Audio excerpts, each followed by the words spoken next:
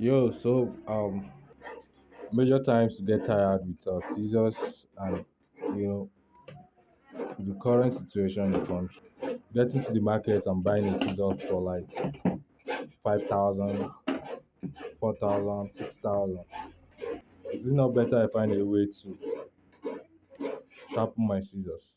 So I have how many scissors here? One, two, three. This is zigzag scissors. I have four. I have five, six, seven, eight, nine. Plus another one there.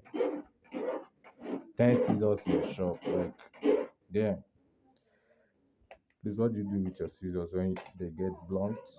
Do you sell them to abokis or do you find a way to sharpen them? Just like I'm doing. So these are an advert.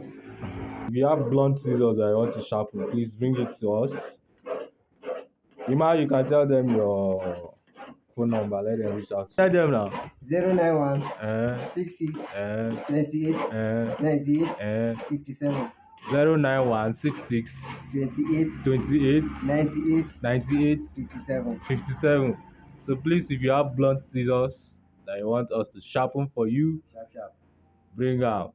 We will do it for you. Normally, once it works on your scissors, believe me, your scissors will be new again.